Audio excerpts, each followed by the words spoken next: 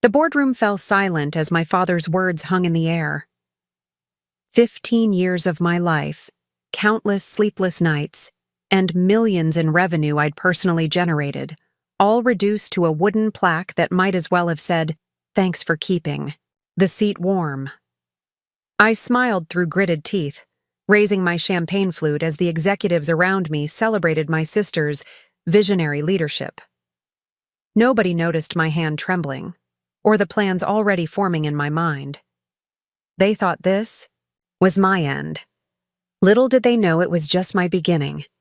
Before we jump back in, tell us where you're tuning in from, and if this story touches you, make sure you're subscribed, because tomorrow, I've saved something extra special for you. Have you ever poured your heart and soul into something, only to watch someone else take the credit? I'm Alex Chen, and that's exactly what happened to me at Meridian Technologies, the software company my father started in our garage when I was just 12 years old. The day everything changed started like any other. Seattle rain tapped gently against the floor-to-ceiling windows of Meridian's downtown headquarters, an impressive contrast to the leaky roof of that garage where I'd written my first lines of code alongside Dad. Back then, we were just a scrappy two-person operation surviving contract to contract. Now, we occupied 3 floors of prime downtown real estate, employed over 200 people, and had just cleared $100 million in annual revenue. I'd arrived early as usual, reviewing quarterly projections with my coffee when my father's administrative assistant messaged me. Emergency executive meeting, 10 a.m. boardroom. No agenda attached, which was unusual, but not unprecedented. Perhaps another acquisition opportunity or a surprise client win. I didn't think much of it until I walked in and saw my sister Sophie sitting at my father's right hand, practically glowing with barely contained excitement. Dad rarely brought her to executive meetings. Her role as chief marketing officer was mostly ceremonial, a position created after she got bored with her fashion blog and decided corporate life might be more interesting. She'd spent the past 3 years cycling through departments, never staying long enough to witness the consequences of her innovative disruptions. My father, Richard Chen, cleared his throat as I took my seat. Thank you all for coming on such short notice. I've brought you here to share some news that's been in the works for some time. As COO and heir apparent, I'd been involved in every major company decision for the past decade, or so I thought. My stomach tightened as I realized this meeting was a complete surprise to me. As you know, I turn 65 next month, he continued. After much reflection, I've decided it's time for me to step back from day-to-day operations and focus on strategic advisory. This wasn't unexpected. We'd had preliminary succession discussions for years. What came next, however, hit me like a freight train. I'm pleased to announce that Sophie will be stepping into the role of Chief Executive Officer, effective immediately.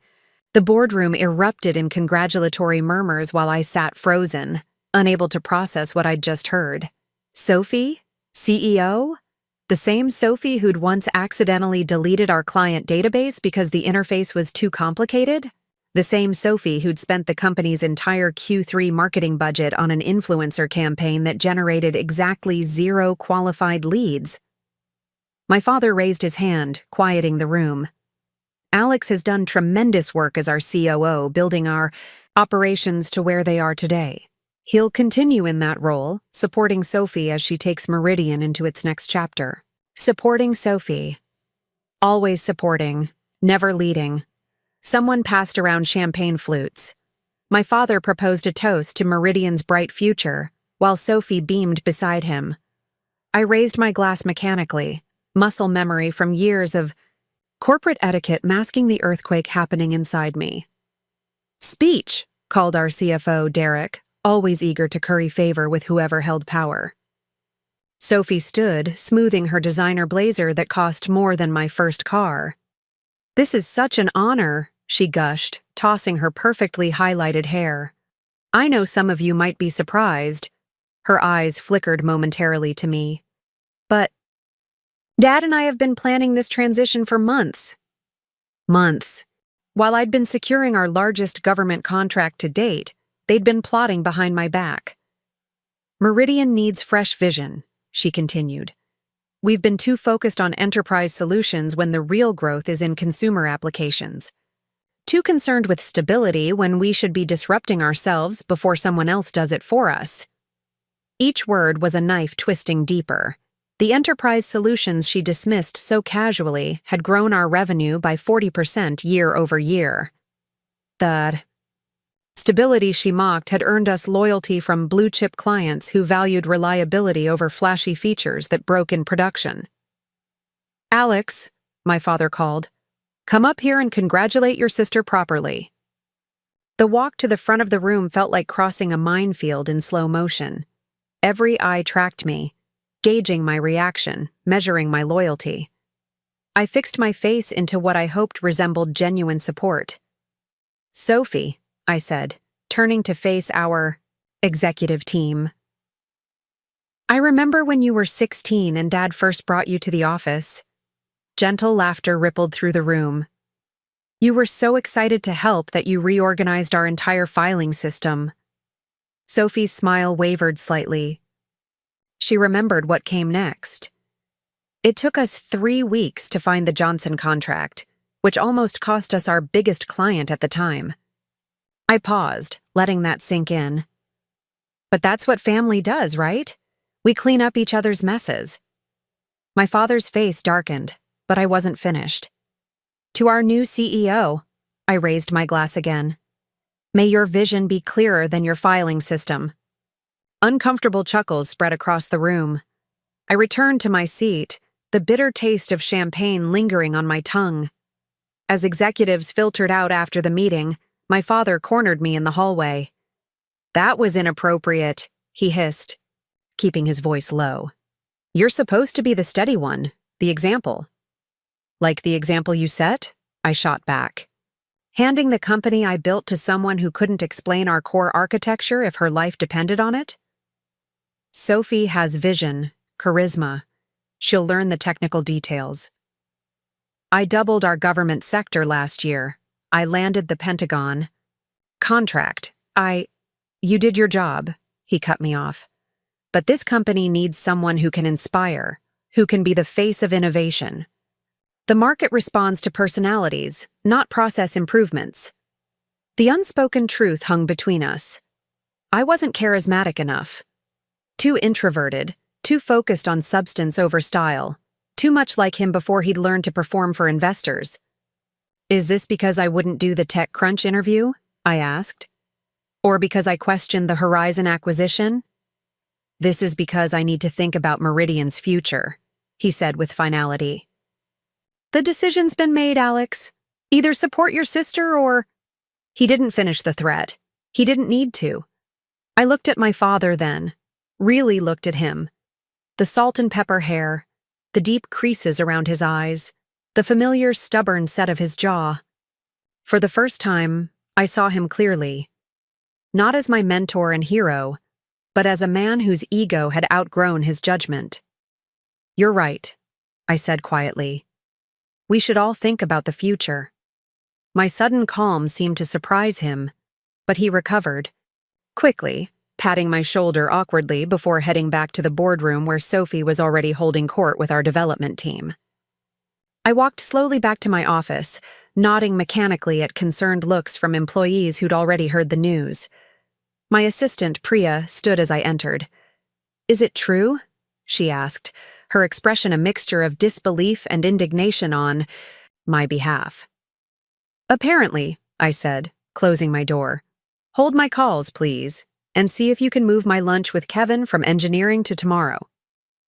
Once alone, I unlocked my bottom desk drawer and pulled out a folder I'd prepared 3 months ago, around the time Sophie had started attending strategy meetings she'd previously found too boring. Inside was paperwork for a new company, Ascendant Systems, my insurance policy. I'd incorporated it after overhearing a conversation between my father and our largest investor. "Sophie has that special something," Dad had said. "The X factor that turns good companies into great ones. Alex is brilliant, but brilliance only gets you so far in today's market."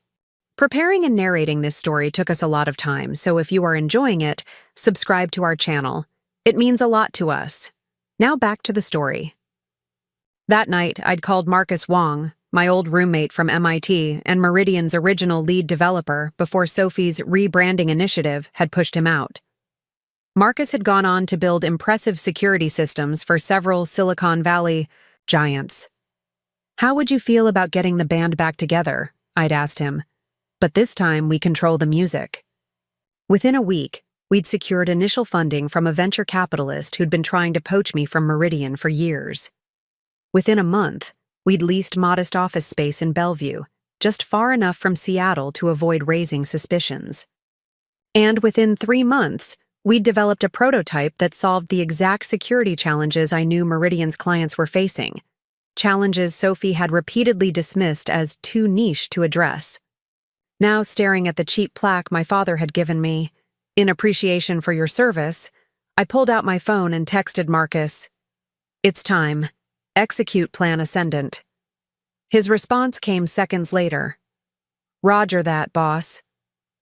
They thought this was my end, my final chapter in the story of Meridian Technologies.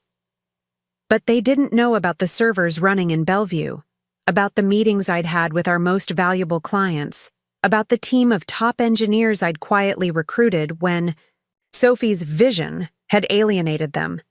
They thought this was my end. It was only my beginning. I spent the next 3 weeks playing the good soldier, nodding along in meetings while Sophie proposed increasingly unrealistic pivots and market disruptions. Each night I drove to Bellevue, where the real work happened. "The Pentagon wants a demo next week," Marcus told me as we reviewed Ascendant's security protocol. "They're concerned about Meridian's new direction." I wasn't surprised.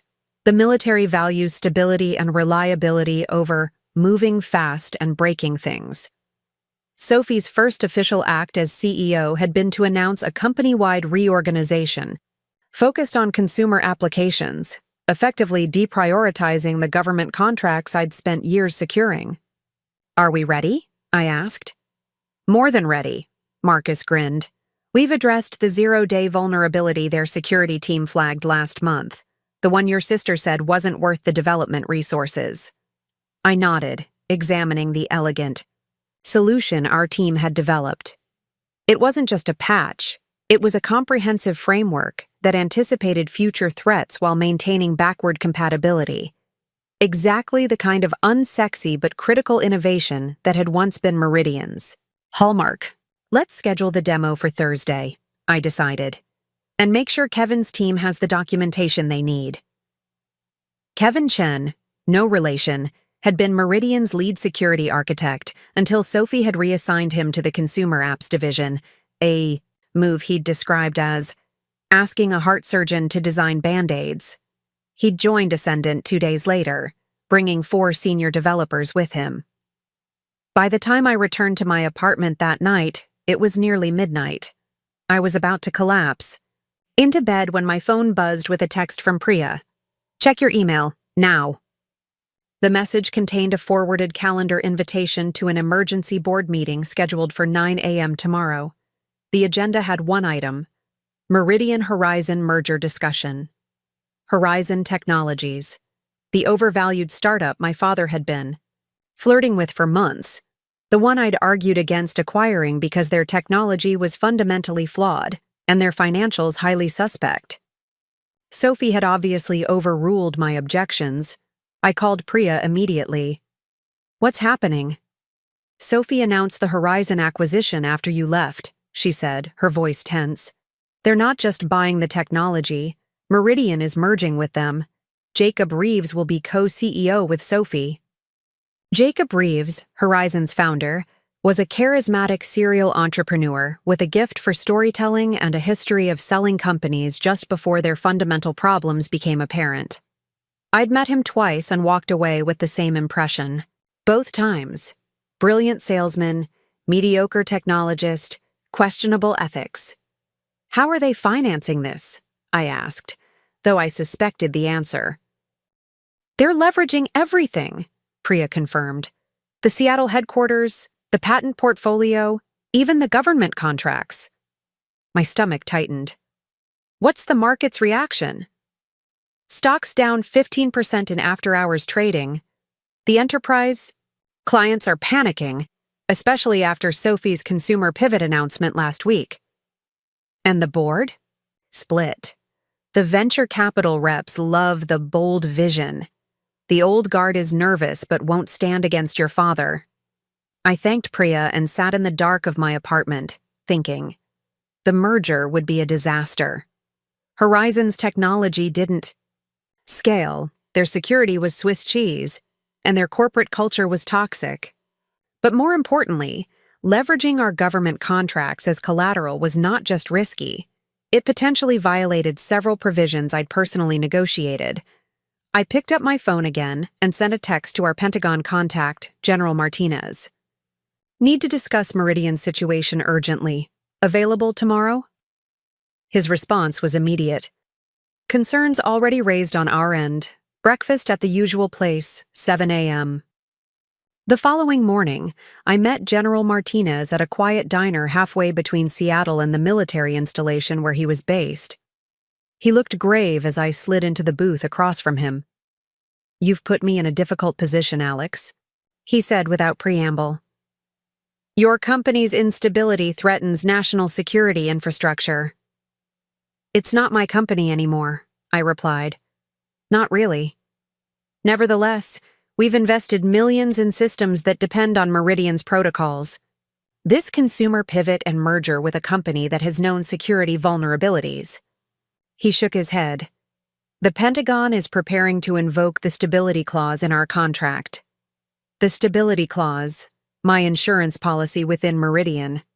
I'd insisted on language that would trigger massive penalties if the company made significant changes that might compromise security protocols. My father had agreed, never imagining he'd want to make such changes. "I understand," I said carefully. "But what if I could offer an alternative solution? Same protocols, same team, better security, different company." The general raised an eyebrow. "You have my attention." 2 hours later, I walked into Meridian's boardroom, precisely 3 minutes before the emergency meeting was scheduled to begin. My father and Sophie sat at the head of the table, with Jacob Reeves beside them, looking like a Silicon Valley central casting executive in his casual blazer and designer jeans. "Alex," my father nodded formally, "we were just discussing the transition timeline." "Exciting times," Jacob said, extending his hand. "Sophie tells me you'll be crucial in maintaining operational continuity while we integrate the teams." I shook his hand briefly. "Actually, I wanted to address the board about some concerns before we proceed." Sophie frowned. "We've already discussed the merger parameters, Alex. This meeting is about implementation. I think the board should hear this," I insisted, making eye contact with our longest-serving director, a former tech executive who'd backed my father's original startup. "Let him speak," the director said. I placed a folder on the table. "The Horizon merger violates the stability clause in our Pentagon contract. I've confirmed this with General Martinez this morning. Proceeding would trigger penalties of approximately $40 million. The room went silent. My father's face darkened. "Furthermore," I continued, "leveraging our government contracts as collateral without prior authorization from the relevant agencies violates Federal Acquisition Regulation 52.23223. The penalties for that would be additional and potentially criminal." Jacob's casual demeanor evaporated. "This is clearly a negotiating tactic," he said dismissively. "These regulations have workarounds." "Not these," I replied calmly. "I wrote the original contracts, structured specifically to prevent exactly this kind of instability." I turned to the board members. "There's more. Horizon's security architecture failed 3 independent audits last year. Merging their systems with ours would compromise our entire infrastructure, including systems currently protecting sensitive government data." Sophie stood up, her face flushed. "This is ridiculous. Alex is just bitter about the succession decision. The merger is going forward." Actually, I said, it isn't. I slid another document across the table. This is a letter from General Martinez informing Meridian that in light of the announced strategic changes, the Pentagon is exercising its right to terminate our contract for convenience and immediately awarding a new contract to Ascendant Systems, which has demonstrated superior security protocols and stability. My father snatched the letter. What is Ascendant Systems? My company, I said simply. The one I started 3 months ago when I overheard you telling investors that Sophie had the X factor the company needed. The boardroom erupted in chaos. Jacob Reeves was on his phone immediately, likely calling his lawyers. Board members were talking over each other, demanding explanations. Through it all, my father stared at me with a mixture of shock and something else. Was it respect? You can't do this, Sophie said, her voice breaking. We're family. Family, I echoed. Was it family when you and Dad planned my professional demotion for months behind my back? Was it family when you dismissed the work I've dedicated my life to as boring and uncreative? I stood up, buttoning my suit jacket. The Pentagon contract represents 40% of Meridian's recurring revenue. Without it, the Horizon merger collapses. Your stock price will likely drop another 30% by market close. You've destroyed this company, my father said quietly. Everything I built. Everything we built, I corrected him. And I didn't destroy anything. You and Sophie did that when you decided flash was more valuable than substance. I'm just refusing to go down with the ship. I walked to the door, then turned back. Oh, and one more thing. Ascendant has already extended job offers to 32 key Meridian employees. They've all accepted, effective immediately. As I walked out of Meridian Technologies for the last time, my phone buzzed continuously with messages from shocked colleagues and panicked investors. I ignored them all, focusing, instead on the future I was building rather than the past I was leaving behind. 3 weeks later, Ascendant Systems officially opened its headquarters in a renovated warehouse in Georgetown, just south of downtown Seattle. We'd grown from a stealth team of 8 to a company of 50, with plans to double that within 6 months. The Pentagon contract had been just the beginning. Once word got out about our security protocol, other government agencies and security-conscious private companies had come calling. I was reviewing our latest hires paperwork when Priya, now my chief of staff, announced an unexpected visitor. Your father's here, she said cautiously. Should I send him away? I considered it. We hadn't spoken since the boardroom confrontation. Meridian stock had indeed plummeted, the Horizon merger had collapsed, and Sophie had been forced to lay off 30% of the staff. No, I decided. Send him in. Richard Chen looked older than he had a month ago. The confident swagger was gone, replaced by a weariness that made him seem diminished somehow. Nice space, he said, looking around at our open-concept office. Reminds me of our first real headquarters before we moved downtown. I nodded but said nothing, waiting. Meridian's filing for Chapter 11 next week, he continued. The board forced Sophie to step down. They've asked me to return as interim CEO while they look for a buyer. I'm sorry it came to that, I said, and meant it. Despite everything, seeing my father's life's work crumble gave me no pleasure. Are you? He asked, studying my face. You could have warned us about the Pentagon contract, given us a chance to adjust course. Like you warned me about choosing Sophie as CEO? He had the grace to look away. I made a mistake. I thought... He trailed off. You thought charisma would trump competence, I finished for him.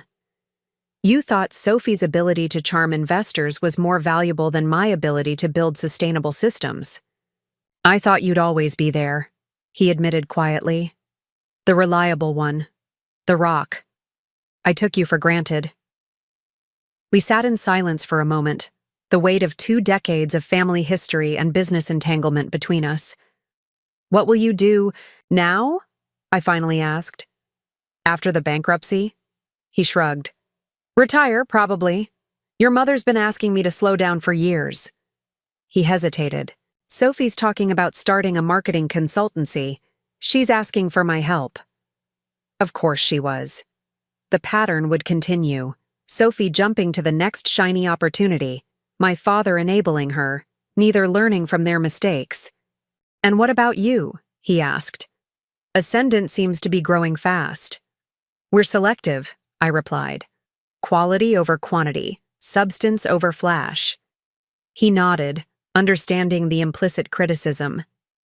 You always were the better businessman, he admitted. I just couldn't see it because you did it so differently than I would have. Another silence stretched between us. I didn't come here to ask for a job, he said finally. But I did come to ask if someday, when the dust settles, we might find a way to be family again. Just family, no business involved. I thought about all the years I'd sought his approval, all the nights I'd worked late trying to earn the recognition he gave Sophie so freely. I thought about the betrayal I'd felt in that boardroom and the satisfaction of finally being proven right. But I also thought about the father who'd taught me to code when I was 12, who'd believed in my abilities enough to let me rebuild his struggling company, who'd given me the foundation for everything I now knew. We'll always be family, I said finally. That's not something either of us can change, even if we wanted to. But it will take time. He nodded, accepting this partial olive branch. Time I have now, apparently. As he stood to leave, he paused by my desk. You know, in some strange way, I'm proud of you. What you did, starting Ascendant, securing the Pentagon contract. It was brilliant, ruthless, but brilliant. I learned from watching you, I replied. A sad smile crossed his face. Apparently too well. He extended his hand. Good luck, Alex. Build something better than I did. After he left, I stood at our office window, looking out at the Seattle skyline where Meridian's logo had once dominated. The company I'd helped build was falling, but from its ashes, something new was rising. My phone buzzed with a text from Marcus. Pentagon just doubled their order. We need to hire more security specialists ASAP. I texted back, approved, quality candidates only. Then I turned away from the window and back to the future I was creating. Not from revenge, but from the simple desire to build something that valued substance over style, competence over charisma, and integrity over image. Sometimes the best response to betrayal isn't destruction. It's creation. 4 months before my professional execution at that boardroom gathering, I sat in my office late one evening, reviewing our quarterly forecasts. The Seattle rain tapped against my windows as I scrolled through financial projections that told a story few others could read. Numbers never lied, unlike people, and these particular numbers were screaming a warning I could no longer ignore. My office door opened without a knock. Elena Vasquez, our brilliant chief technology officer, slipped in and closed it quietly behind her. She'd been with Meridian almost as long as I had, joining us fresh out of Stanford when we were still working from that converted warehouse in Georgetown. You're still here, she observed, dropping into the chair across from my desk. Thought I was the only one burning midnight oil. Just reviewing the leadership transition spreadsheet, I said, turning my monitor slightly so she could see. Notice anything interesting? Elena leaned forward, her brow furrowing as she scanned the document.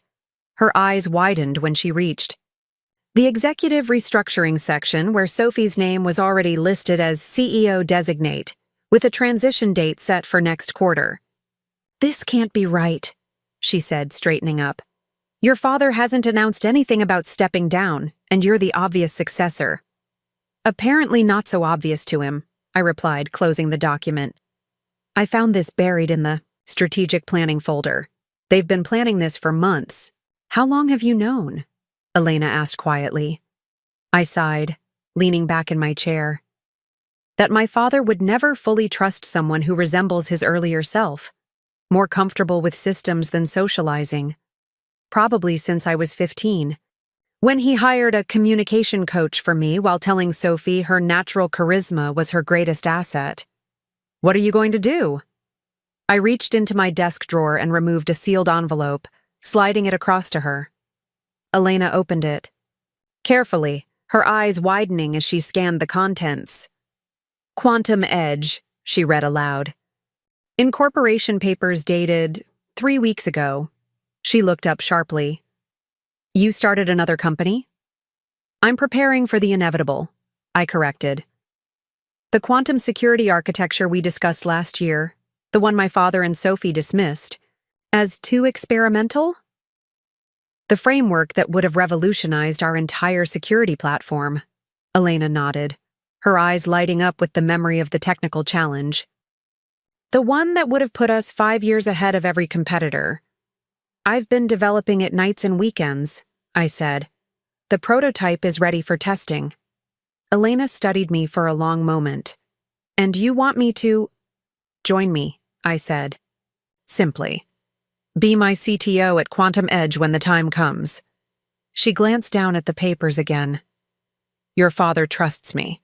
I could stay, feed you information while you build this in the background. No, I shook my head firmly. I need you visible. Legitimate. They'll never connect us if you leave Meridian properly to join what appears to be a promising startup. A soft knock interrupted us. Rachel Kim, our legal director, entered without waiting for a response. The contracts are ready, she announced, placing a thick folder on my desk. Non-compete waivers for key personnel, structured as independent, contracts to bypass the standard agreements. Elena raised an eyebrow. Rachel's in on this too? Someone has to make sure we don't end up in court, Rachel replied, her precisely manicured nails tapping against the folder. Besides, I haven't forgotten how Sophie restructured my department last year to make room for her sorority sister with the online law degree. I opened the folder, scanning the documents. These look thorough. What about our IP protection? The quantum architecture is clean, Rachel confirmed. You developed it independently, using your own resources, and Meridian explicitly declined to pursue it. I've documented everything, including the board minutes where your father called it unnecessary theoretical work. I picked up a pen, its weight suddenly significant. Once I sign these, there's no going back. There's no going.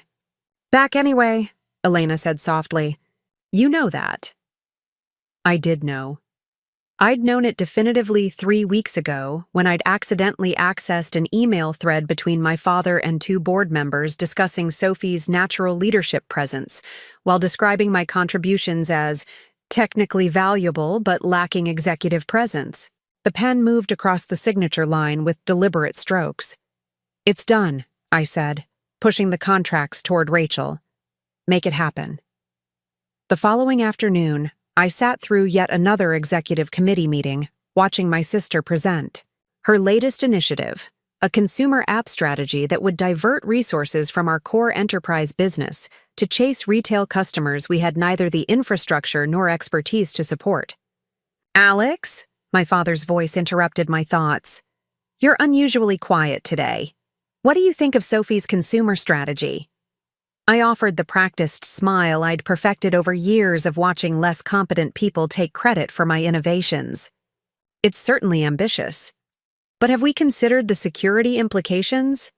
Consumer applications require entirely different protocols than our enterprise systems. Always with the technical objections, Sophie laughed lightly. Sometimes you need to think beyond server architecture, Alex. Take some risks. Speaking of risks, I replied evenly. Have we secured the quantum encryption capability this strategy would require? Consumer data protection falls under much stricter regulatory frameworks now.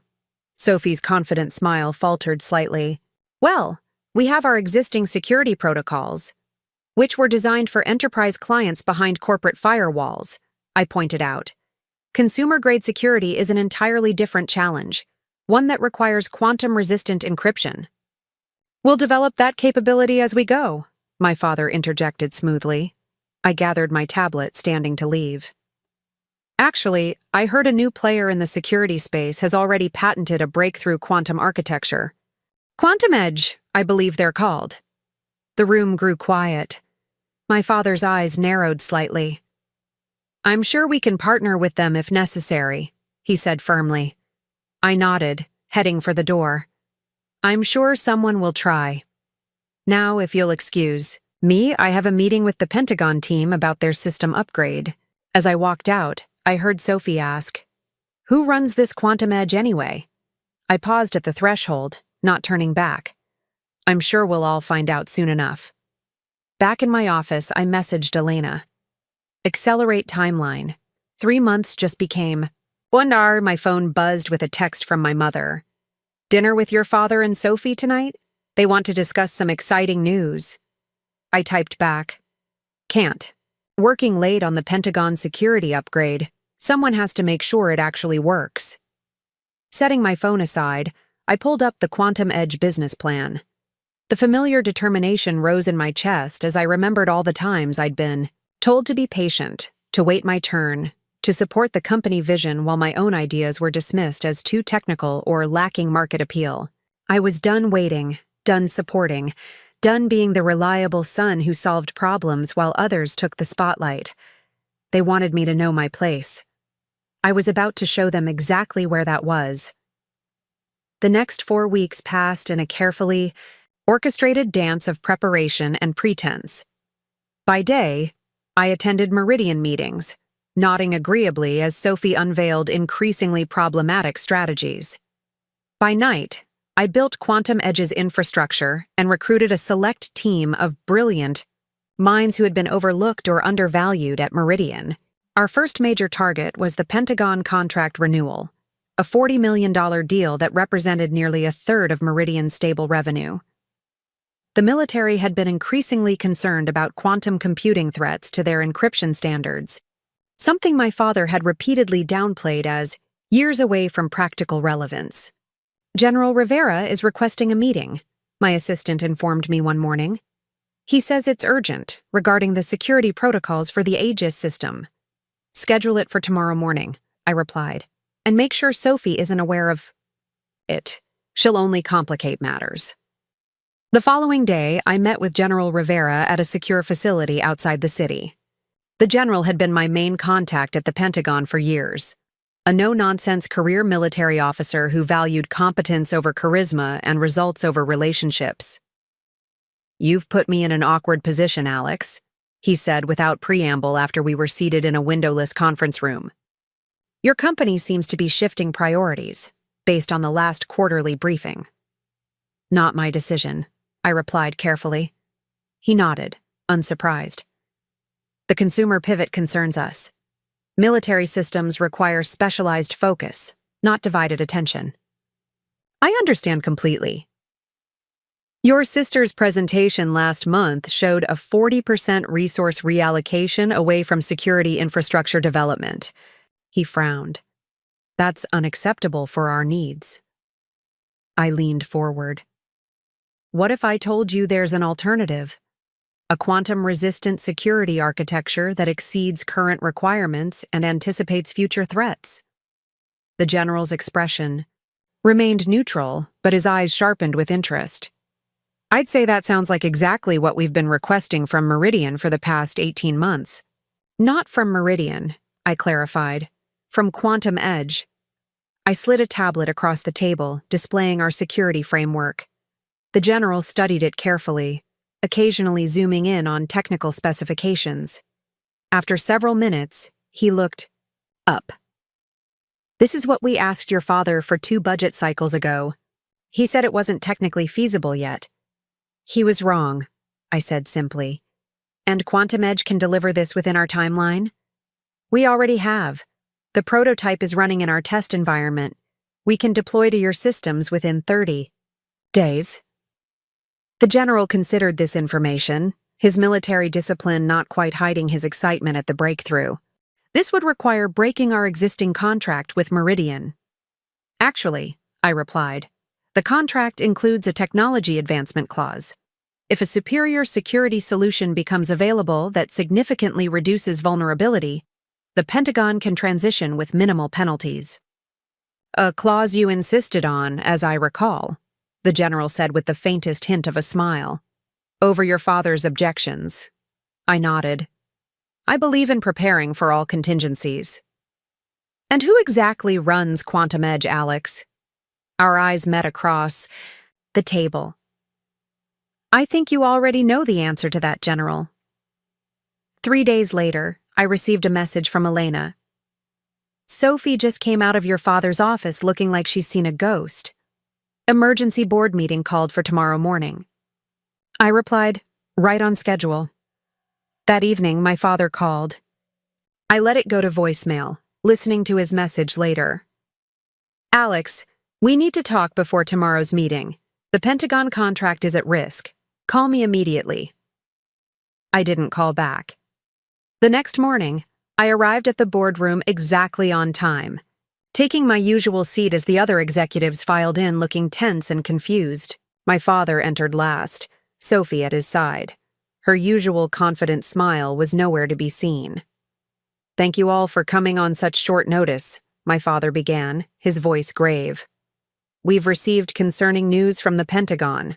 They're invoking the technology advancement clause in our contract and transitioning their security systems to another provider. The room erupted in shocked murmurs. The Pentagon contract was Meridian's most prestigious and stable source of revenue. What provider? Asked our CFO, Derek. Oracle? Microsoft? A company called Quantum Edge, Sophie replied, her voice tight with controlled anger. Apparently, they've developed a quantum-resistant security architecture that makes our systems obsolete. All eyes turned to me. I met my father's gaze steadily. Alex, he said quietly, what do you know about this? I took my time answering, arranging my tablet and water glass precisely. I know that I proposed a quantum security framework to this board 18 months ago. I know that it was dismissed as unnecessarily forward-looking and diverting resources from marketable features. And I know that Quantum Edge has successfully built what Meridian refused to prioritize. You're behind this, Sophie accused, her composure cracking. You've been working with them. I smiled slightly. Not with them, Sophie. I am them. The silence that followed was absolute. You incorporated a competing company? My father finally asked, his voice dangerously quiet. I created a solution to a critical security challenge, I corrected. One that Meridian, under your leadership, repeatedly refused to address. While working as our COO, he growled. That's a breach of your fiduciary duty. Actually, I replied, Rachel prepared a comprehensive legal opinion confirming that all development occurred on my own time, using my own resources, after Meridian explicitly declined to pursue the technology. I placed a document on the table. She was quite thorough in documenting the board's rejection of the quantum security initiative. Rachel is our legal director, Sophie snapped. She works for Meridian. Actually, she resigned last week, I corrected, as did Elena Vasquez, and 17 other key technical staff. They now work for Quantum Edge. My father's face had turned an alarming shade of red. You've been planning this for months. I've been preparing for the inevitable, I countered, just as you and Sophie have been planning my professional demotion for months. Sophie flinched slightly, confirming my accusation. The Pentagon contract represents 30% of our recurring revenue, Derek interrupted, looking pale. Without it, the consumer pivot is financially unsustainable. Perhaps Sophie's natural charisma can convince them to reconsider, I suggested mildly, echoing my father's words from that overheard conversation. You vindictive, Sophie began, but my father silenced her with a gesture. What do you want, Alex? He asked, his business negotiation voice replacing the parental tone. An equity stake in Quantum Edge for Meridian? A licensing arrangement? I stood up, straightening my jacket. Nothing. Quantum Edge doesn't need Meridian. In fact, as of this morning, we've secured commitments from 3 additional government agencies and 2 financial institutions. all current Meridian clients concerned about the company's shifting priorities. "You're destroying this family," Sophie said, her voice breaking slightly. "Family?" I echoed. "Was it family when you took credit for my Pentagon security strategy in the investor presentation last year? Was it family when Dad started excluding me from succession planning discussions? Was it family when you both decided I wasn't leadership material despite building Meridian's entire enterprise business?" Neither answered. "I've given 15 years to Meridian Technologies," I continued. "I transformed Dad's consulting shop into an enterprise security leader, and my reward was to be sidelined for someone whose main qualification is being better at cocktail party conversation." I gathered my things and walked to the door. "The quantum security architecture was always mine to develop. You just didn't value it, or me, enough to see its potential." My father found his voice as I reached the threshold. "If you walk out that door, don't expect to be welcome back." I turned one last time. I stopped expecting that a long time ago. As I left Meridian Technologies for what I assumed would be the final time, I felt none of the satisfaction I'd anticipated. Just a hollow certainty that I'd done what was necessary, if not what was easy. The next 3 months passed in a whirlwind of development sprints, client presentations, and rapid expansion. Quantum Edge grew from our initial team of 20 to nearly 100 employees, many of them former Meridian staff who jumped ship as word spread about our quantum security breakthrough and Meridian's financial troubles. I rarely checked Meridian's stock price, but I couldn't avoid the headlines in the business press. Meridian Technologies loses key government contracts. Sophie Chen steps down as CEO after 3 months. Meridian announces layoffs amid strategic restructuring. Elena found me working late one evening, staring at financial projections for our next quarter. The irony wasn't lost on me. Here I was again, alone in my office long after normal business hours, surrounded by spreadsheets and technical documentation. "Some habits don't change," she observed, perching on the edge of my desk. "Still the hardest working person in the building." I rubbed my eyes, suddenly aware of my exhaustion. Someone has to make sure we don't make the same mistakes Meridian did. "Speaking of Meridian," Elena said carefully, "have you heard the latest?" I shook my head. I'd been deliberately avoiding news about my former company for the past 2 weeks. "They're looking for a buyer. Your father's back as interim CEO after Sophie's departure. The board forced him to abandon the consumer strategy and refocus on enterprise security." "Too little, too late," I muttered. "Maybe," Elena agreed. "But I also heard they've approached Westlake Ventures about emergency funding." I looked up sharply. Westlake was known for acquiring distressed tech companies, stripping their intellectual property, and discarding the remains. They'd destroy whatever was left of Meridian's culture and client relationships. "That would be a disaster for their clients," I said. "The Pentagon systems alone would take years to transition fully to new providers." Elena watched me carefully. "You still care about those systems, about the work you built there." Before I could respond, my phone rang, a number I hadn't seen in months. My father. I considered letting it go to voicemail, but finally answered on the 4th ring. "Alex Chen." "Alex." My father's voice sounded tired, older. "I need to meet with you. It's important." "I'm not interested in recriminations," I replied coolly. "This isn't about the past," he insisted. "It's about preventing a catastrophe for thousands of users who depend on systems you helped build. Please, 1 hour of your time." After a long pause, I agreed to meet him the following morning at a neutral location, a coffee shop halfway between Quantum Edge's offices and Meridian's downtown headquarters. When I arrived, my father was already there, sitting at a corner table with a cup of untouched coffee. He'd aged visibly in the 3 months since our boardroom confrontation.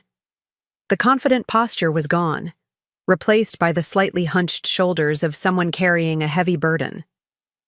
"Thank you for coming," he said as I sat across from him. You mentioned a potential catastrophe, I replied, skipping the pleasantries. I'm listening. He pushed a folder across the table. Westlake's acquisition offer. I thought you should see the terms. I opened it, scanning the document quickly. My stomach tightened as I read the post-acquisition plans. Westlake intended to dismantle Meridian entirely, selling off the commercial business in pieces, extracting the intellectual property, and abandoning the government contracts with minimal transition support. This would leave critical systems vulnerable during rushed migrations, I noted.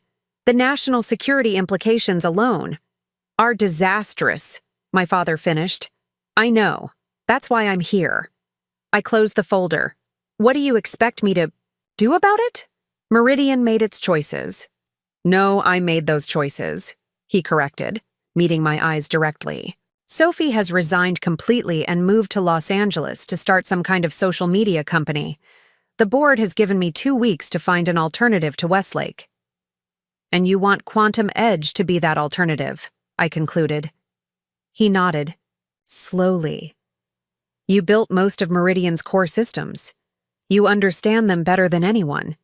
You could integrate them with your quantum architecture with minimal disruption.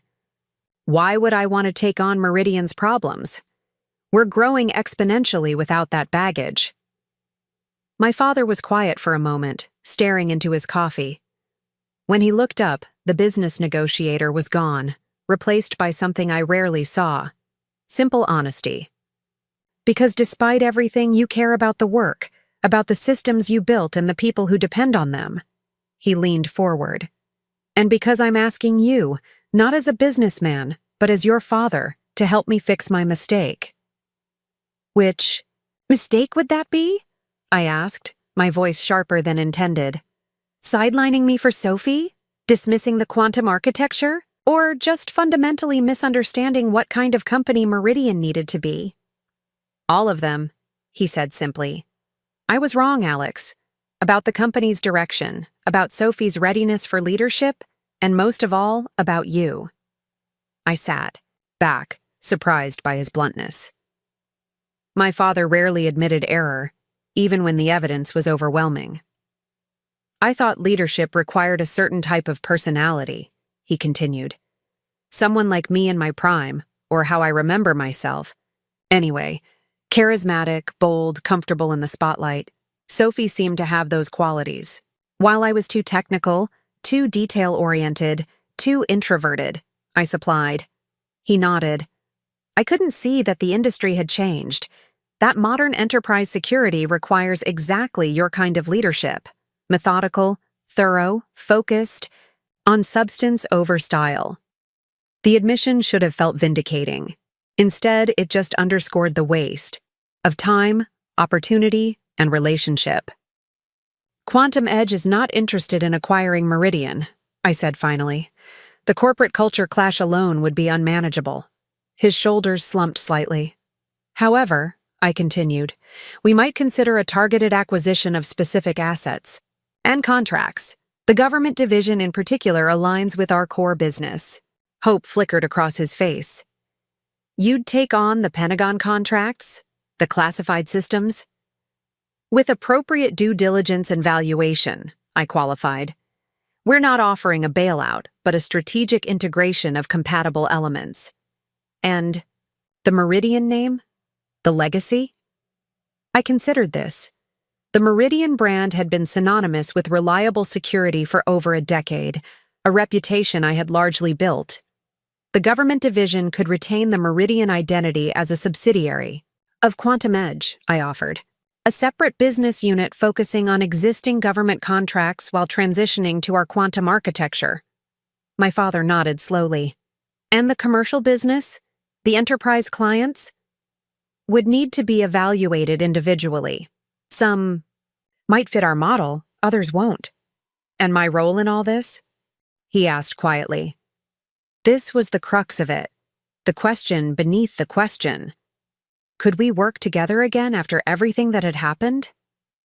Meridian Government Solutions would need an experienced advisor during the transition, I said, carefully. Someone who understands the history and client relationships.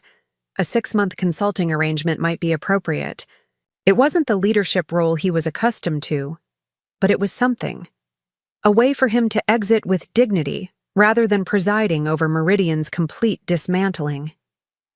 I'd like to have Elena and our financial team review Meridian's current state before we formalize anything, I added. Complete transparency will be required. Of course, he agreed quickly. Whatever you need. As we finalized the preliminary details, I realized something had shifted between us. The power dynamic had completely reversed. Now I was the one evaluating his company's worth, determining its fate, deciding his professional future. Yet it brought none of the satisfaction I had once imagined. Just the sober recognition of responsibility. To employees who had done nothing wrong, to clients who depended on our systems, and to the legacy of innovation that preceded our personal conflict. When we parted outside the coffee shop, my father extended his hand formally. I hesitated only briefly before shaking it. I know this isn't forgiveness, he said quietly. But is it perhaps a beginning? I didn't have an answer for him then. The wound was still too fresh, the trust too thoroughly broken. It's a business decision, I replied instead. One that makes sense for Quantum Edge and for national security infrastructure. He nodded, accepting this limited olive branch. That's more than I had yesterday. As I watched him walk toward his car, his posture straighter now, some of the burden lifted, I wondered if business was truly all that remained between us. 15 years of working side by side, of building something remarkable together, couldn't be entirely erased by 3 months of conflict, no matter how bitter. Elena was waiting in my office when I returned to Quantum Edge. How did it go?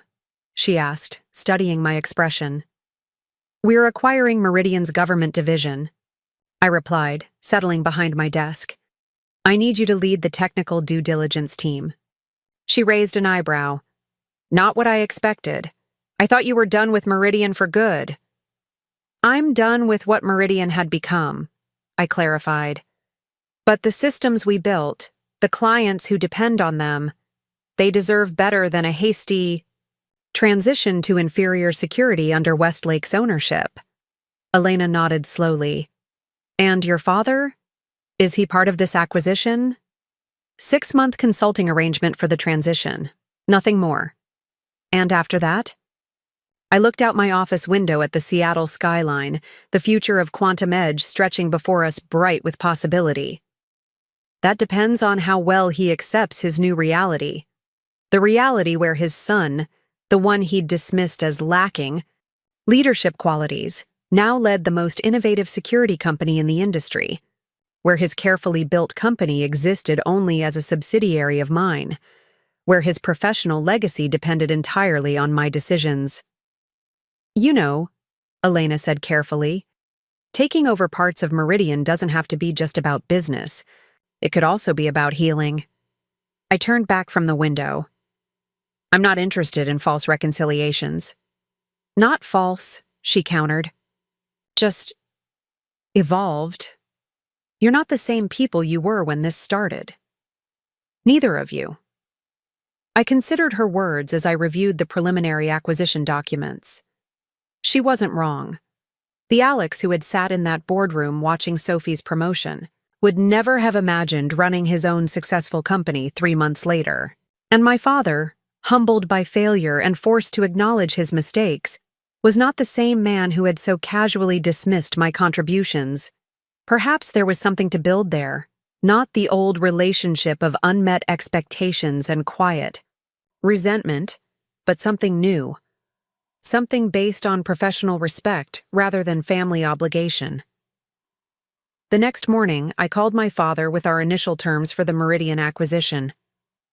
The conversation was strictly business, valuations, integration timelines, employee transitions.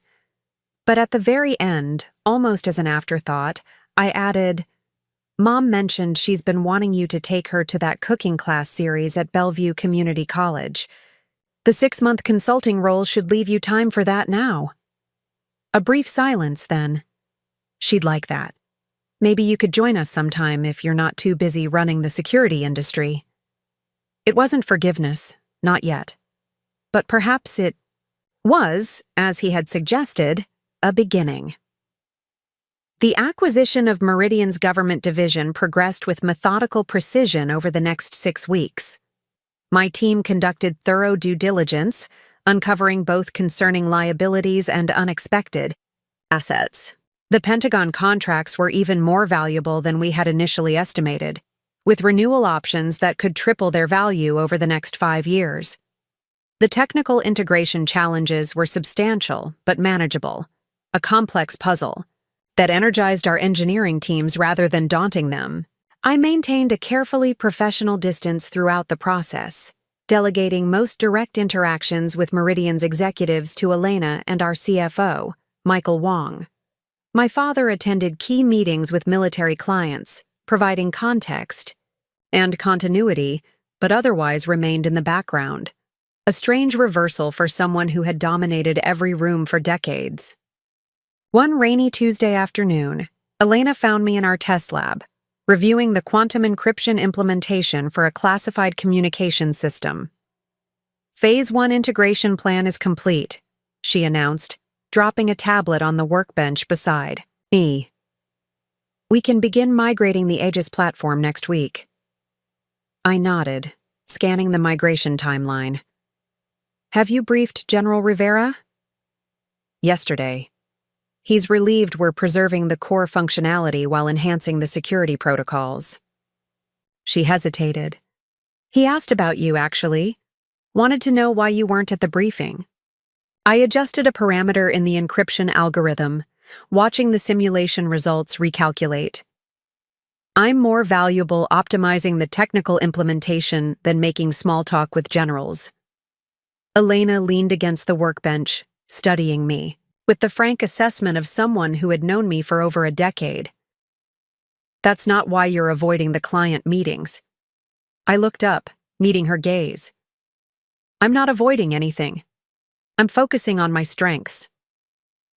You're avoiding situations where you might encounter your father in a professional context, she corrected gently, the same way you've been skipping the integration team meetings when he's scheduled to attend. I returned my attention to the simulation results. My presence would complicate things unnecessarily. He's actually been quite helpful, Elena noted. His historical knowledge of the systems has accelerated our mapping process significantly. And he's been, she searched for the right word, humble, not a quality I previously associated with Richard Chen. I made a non-committal sound, adjusting another parameter.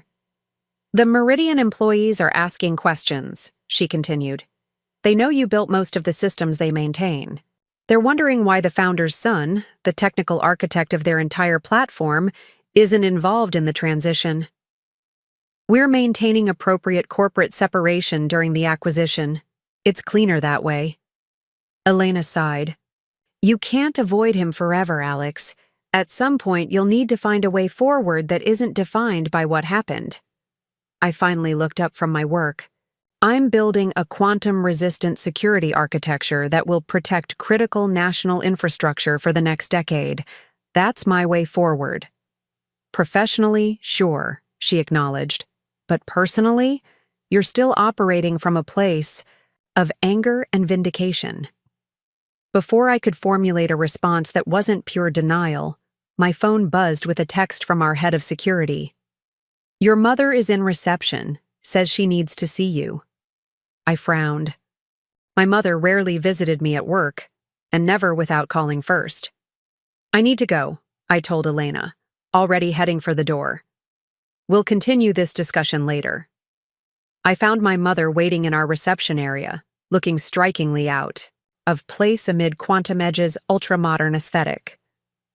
Julia Chen had always been the calm counterpoint to my father's ambition, the steady presence who managed our home while he built his business, and I built my technical expertise. Mom, I greeted her with a quick hug. Is everything okay? You didn't call first. I was in the neighborhood, she said with a small smile that didn't quite reach her eyes. "Can we talk somewhere private?" I led her to my office, closing the door behind us. She took in the space with a mother's assessing gaze, noting the minimal decoration, the 3 monitors displaying code and financial projections, the couch that showed signs of too many nights spent working instead of going home. "You're working too hard," she observed, touching a coffee mug that held pens instead of beverages. "Just like your father used to." The comparison stung more than it should have. "I'm running a company during a major acquisition. It requires attention." She nodded, settling into the chair across from my desk.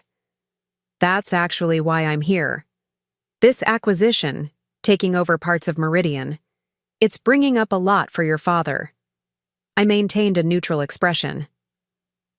"The transition consulting agreement is time-limited.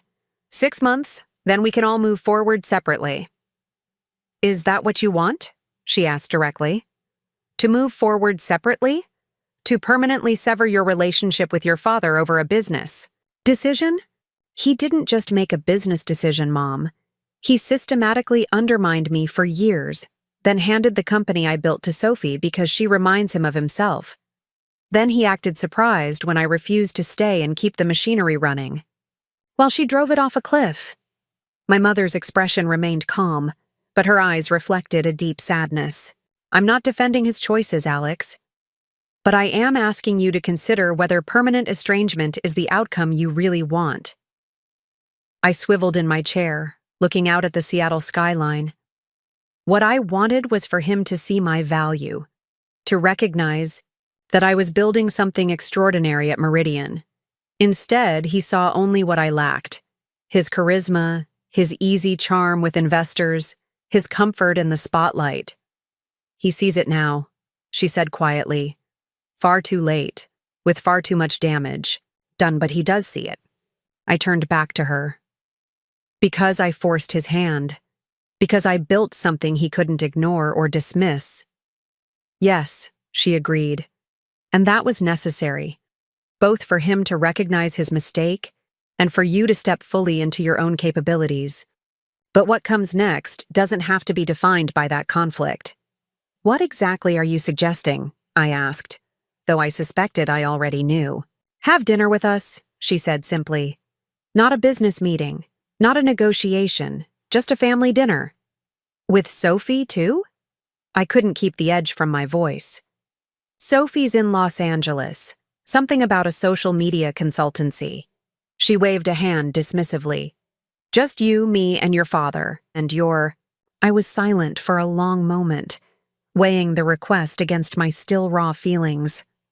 Part of me wanted to refuse outright, to maintain the clean separation between my new life and the family dynamics that had constrained me for so long. But another part recognized the cost of that separation, not just to my parents but to myself. "One dinner," I finally agreed. "But not at the house. Somewhere neutral." Relief softened her features. "There's that new place on Lake Union you mentioned wanting to try last year, with the molecular gastronomy menu." The fact that she remembered this small detail, a restaurant I'd mentioned in passing months ago, reminded me that while my father had often failed to see me clearly, my mother rarely had. "Thursday at 7, I decided. "I'll make the reservation." She stood, gathering her purse. "Thank you, Alex. This means more than you know." After she left, I sat staring at my computer screens without really seeing them. Elena's words echoed in my mind. "You're still operating from a place of anger and vindication." She wasn't wrong. Despite Quantum Edge's success, despite the acquisition that proved my technical vision had been right all along, I was still defining myself in opposition to my father's dismissal. Was that sustainable? More importantly, was it what I wanted for the next decade of my life? Thursday evening arrived with unseasonable clarity, the persistent Seattle clouds parting to reveal a spectacular sunset over Lake Union. The restaurant occupied the top floor of a renovated warehouse, its glass walls offering panoramic views of the water and the city beyond. I arrived 15 minutes early, a habit formed through years of preparing for every contingency. My parents arrived precisely on time, my father looking uncomfortable in casual attire after decades of business suits. My mother had clearly put effort into the evening, wearing a dress I'd given her last Christmas and the pearl earrings that had been her own mother's. The maitre d' led us to a corner table with particularly stunning views. An awkward moment followed as we settled into our seats and accepted menus, the weight of unspoken history making even these simple actions feel laden with significance. "The chef here trained at El Bulli," I offered, breaking the silence. "His deconstructed seafood dishes are supposed to be remarkable." "Your mother has been talking about this place for months," my father said, his voice carefully neutral. "Ever since you mentioned it." The conversation remained cautious through our appetizers, my mother carrying most of the weight with updates about family friends and community activities. My father spoke little, watching me with an intensity that would have felt invasive, if not for the uncertainty I detected beneath it. It wasn't until our main courses arrived that he finally addressed the elephant in the room. "The Pentagon implementation is proceeding well," he said, setting down his fork. "General Rivera speaks highly of your team's expertise." "We're on schedule and under budget," I confirmed, maintaining the professional distance that felt safest. "The security upgrades have exceeded initial performance projections." My mother shot us both a look. "This isn't a business dinner, remember?" My father nodded, looking momentarily chastened. He took a sip of water, then tried again. "Your mother tells me you've been taking flying lessons." The personal nature of the question surprised me. "Just simulator training so far. It's a different kind of problem solving." "Your grandfather was a pilot," he noted, "before he started the hardware store." This was news to me. "You never mentioned that." A flicker of regret crossed his face. "There's a lot I should have mentioned over the years." The simple acknowledgement opened something between us, not forgiveness exactly, but perhaps a willingness to see beyond the recent conflict to the longer history we shared. "Why did you really choose Sophie?" I asked, the question emerging before I could reconsider. Was it just about her communication style, or was there something fundamentally lacking in me? My mother tensed, but my father held up a hand gently. "It's a fair question," he told her before turning back to me. "It wasn't about what you lacked, Alex. It was about what I thought I needed to be, what I thought a CEO had to be. Charismatic, extroverted, comfortable in the spotlight," I supplied. "Yes," he acknowledged. "But more than that, I thought leadership meant being the person everyone pays attention to, the one who inspires through force of personality." I couldn't see that the industry had evolved beyond that model. Modern enterprise security requires methodical precision and technical depth, I noted, not inspirational speeches. "Exactly." He set his napkin aside, leaning forward slightly. I was applying leadership principles from 20 years ago to a technical landscape that had fundamentally changed, and I was too stubborn, too convinced of my own judgment to see it. The admission was more forthright than I had expected. For a moment, I glimpsed what this was costing him, the man who had built a company from nothing, who had never shown doubt or vulnerability, now acknowledging a catastrophic misjudgment to the son who had proven him wrong. "Sophie was never going to succeed in that role," he continued. "That's on me, not her. I set her up to fail by ignoring the actual requirements of modern security leadership." "And now?" I asked, curious despite myself. "What will you do after the consulting agreement ends?" He glanced at my mother, who nodded encouragingly. "I'm considering teaching." Seattle University has approached me about a business school position, sharing case studies from Meridian's growth and eventual challenges, including the succession planning failure. I couldn't resist asking. "Especially that," he said with unexpected candor. "It's a textbook example of how not to manage technology company leadership transition." For the first time in months, I felt something like respect for my father stirring beneath the layers of hurt and resentment. This humility, this willingness to transform his failure into a learning opportunity for others, showed a capacity for growth I hadn't believed he possessed. The conversation shifted to lighter topics through dessert, and when we parted outside, the restaurant The Goodbye was warmer than I had anticipated. My mother hugged me tightly, whispering, "Thank you," against my shoulder. My father extended his hand, then hesitated before pulling me into a brief, somewhat awkward embrace. "I'm proud of what you're building," he said quietly. "Not just the technology, but the kind of leader you've become. The kind I should have recognized sooner." The words hit me with unexpected force, the validation I had sought for so long, offered freely now that I no longer needed it to define my worth. I drove home with my thoughts churning, the evening replaying in my mind. The dinner had not erased the past, but it had perhaps created space for a different kind of future, one where my relationship with my father could evolve beyond the dynamics that had constrained us both. The next morning, I arrived at Quantum Edge earlier than usual, driven by a restless energy I couldn't quite name. Elena found me in the conference room, reviewing the integration timeline for the remaining Meridian systems. "You're here early," she observed. "How was the family dinner?" "Surprisingly productive," I admitted. "My father is changing, or at least trying to." "People can," she said, settling into the chair beside me, "when properly motivated. By catastrophic failure." "You mean?" I asked with a wry smile. "That's certainly one motivator." She studied the timeline displayed on the wall screen. "We're ahead of schedule on most of the critical systems. The Aegis migration has been particularly smooth. Because my father's technical documentation was more comprehensive than we expected," I acknowledged. "He may have made a disastrous leadership decision, but his systems architecture was always solid." Elena gave me a knowing look. "The apple doesn't fall far from the tree in some respects." The observation would have irritated me months ago. Now I found I could separate the aspects of my father worth emulating: his technical thoroughness, his commitment to quality, his persistence, from those I had determined not to repeat.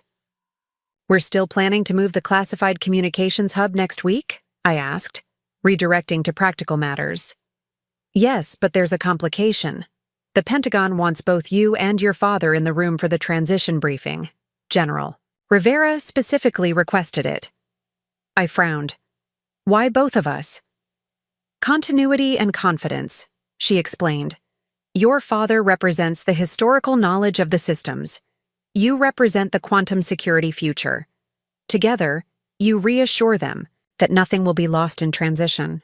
The request made logical sense, but the prospect of working directly with my father, of presenting a united front after everything that had happened, felt complicated in ways I wasn't sure I was ready to navigate. "I'll be there," I decided. After a moment. Professional interests have to take priority over personal history. The Pentagon briefing required extensive preparation. Despite my intimate knowledge of the systems involved, the classified nature of the communications hub demanded precise documentation of every transition step. I spent the weekend immersed in technical specifications and security protocols, leaving little time to dwell on the interpersonal dynamics awaiting me. Monday morning found me in the secure conference room at the Pentagon, arriving 30 minutes before the scheduled briefing to set up my presentation materials. I was reviewing my notes when my father entered, carrying a well-worn leather portfolio I recognized from countless Meridian meetings. "Alex," he greeted me with careful formality. "I reviewed your transition documentation. The quantum implementation is even more elegant than I anticipated. We've simplified the user authentication while strengthening the underlying encryption," I explained, somewhat surprised by his technical focus. "The system will feel familiar to operators while providing exponentially stronger protection." He nodded, setting his materials on the table. I took the liberty of preparing some historical context on the system evolution. The original architecture decisions might provide useful background. I accepted the folder he offered, scanning the neatly organized documentation. It was thorough and relevant, focusing precisely on the aspects of the system history that would matter for our presentation. This is helpful, I acknowledged. I'll incorporate key points into the technical overview. We worked side by side for the next 20 minutes, calibrating our presentations to provide a seamless narrative. The tension I had anticipated was present, but muted, overshadowed by the shared technical language that had always been our strongest connection. General Rivera arrived with his team precisely on schedule. The briefing proceeded with military efficiency, my father providing historical context and system background before I detailed the quantum security implementation and transition timeline. We fielded questions as a coordinated unit, each deferring to the other's expertise when appropriate. "Impressive work, gentlemen," the general concluded as we wrapped up. "The continuity you've maintained while advancing the security posture is exactly what we needed." As the military personnel filed out, I began gathering my materials. My father lingered, seemingly reluctant to end our unexpected collaboration. "We make a good team," he observed quietly. "Always did, when it came to the technical fundamentals." I paused, considering his words. The problems were never technical, between us. "No," he agreed. "They were about recognition, respect, and trust, all areas where I failed spectacularly." The blunt acknowledgement disarmed my practiced defenses. "You had a vision for Meridian that didn't include me at the helm. I've built a different vision with Quantum Edge." "A better one," he admitted. "More aligned with where security technology is actually heading." He closed his portfolio carefully. "I've been thinking about our consulting arrangement. It's working well from our perspective," I said, reverting to professional language. "Your historical knowledge has accelerated the transition timelines significantly." "I'd like to propose an adjustment," he continued. "Rather than completing the full 6 months in a general advisory capacity, I'd prefer to focus exclusively on documenting the evolutionary architecture of the systems, creating a comprehensive, technical history that your team can reference long-term." The suggestion surprised me. "That's significantly more technical and less visible than your current role." "Yes," he nodded, "but potentially more valuable to Quantum Edge's long-term success, and it plays to my actual strengths rather than my perceived ones." I considered the proposal, recognizing both its practical merit and its symbolic significance. My father was voluntarily stepping further back, removing himself from client interactions to focus on behind-the-scenes documentation work, reversing the spotlight-seeking behavior that had characterized his leadership for decades. "That makes sense," I agreed. "Elena can coordinate with you on the documentation priorities." "Thank you." He extended his hand, the gesture formally professional, but his eyes conveying something more complex. "Foreseeing the value in the history, even while you build the future." As we shook hands, I realized that this moment of professional respect and mutual recognition was perhaps the healthiest interaction we had shared in years. Not the forced harmony of family obligation, not the competitive tension of perceived rivalry, but the straightforward acknowledgement of complementary expertise. Back at Quantum Edge that afternoon, I found myself reflecting on the evolving nature of my relationship with my father as I reviewed system migration data. The wound of betrayal remained, but its edges were softening slightly, making space for a more nuanced understanding of the man who had shaped both my professional strengths and personal challenges. Elena interrupted my thoughts, appearing in my office doorway with an expression that immediately put me on alert. "We have a situation," she announced without preamble. "The Aegis platform migration revealed something unexpected in the core protocol." I straightened, instantly focused. "Security vulnerability?" "Not exactly." She placed a tablet on my desk, displaying a section of code I recognized immediately, because I had written it myself years ago at Meridian. It's a secondary authentication system, hidden beneath the primary protocols, one that isn't documented anywhere in the official specifications. I studied the code, memory surfacing of the weeks I'd spent developing this backup system during a particularly tense period of international cyber incidents. It's a failsafe, I explained. A secondary authentication pathway that activates only if the primary system is compromised. We developed it after the Chelyabinsk incident when we realized how vulnerable centralized authentication could be to state-level actors. That's what I thought. Elena nodded. But here's the interesting part. It's been activated 3 times in the past month, after Meridian's security team was downsized, but before our migration began. The implications were immediately concerning. Someone was attempting to compromise the primary authentication system during the transition uncertainty, and would have succeeded if not for your undocumented failsafe, she confirmed. A failsafe that not even your father knew about, based on his reaction when we found it. I leaned back, processing this information. We need to trace the intrusion attempts, identify the origin. Already working on it. But there's something else. Elena's expression grew more serious. The attempts appear to have originated from within Westlake Ventures' network. Westlake, the private equity firm that had been negotiating to acquire Meridian before our intervention. The firm known for stripping acquired companies of valuable intellectual property.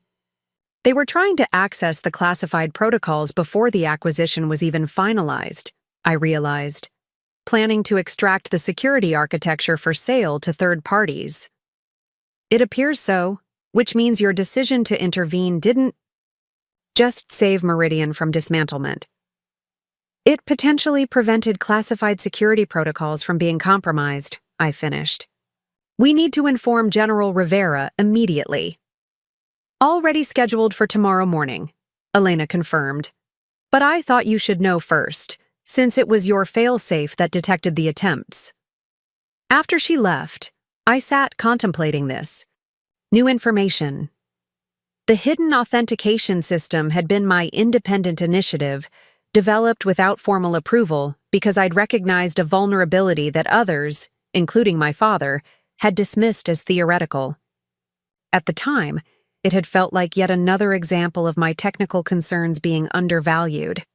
Now, years later, that same unauthorized system had potentially prevented a serious security breach of national defense infrastructure. I reached for my phone, then hesitated. This discovery complicated my narrative about Meridian and my father's leadership. While his succession decision had been fundamentally flawed, the technical culture he had created had allowed me the freedom to implement unauthorized security measures based on my own judgment. Freedom I had used to create a failsafe that ultimately protected critical systems during a vulnerable transition. After a moment's consideration, I composed a text to my father. Need to discuss Aegis secondary authentication protocol. My office, 9 a.m. tomorrow? His response came quickly. I'll be there. Didn't know it existed, but not entirely surprised. You built it. The simple acknowledgement, recognition of both my initiative and his awareness of my tendencies, felt like another small step toward a new kind of understanding between us. Not the relationship we had before, certainly, but perhaps something more balanced, more honest, and ultimately more sustainable. As I prepared for the meeting with General Rivera the next day, I found myself considering Elena's earlier observation with new perspective. I had been operating from a place of anger and vindication, defining my success in opposition to my father's failure.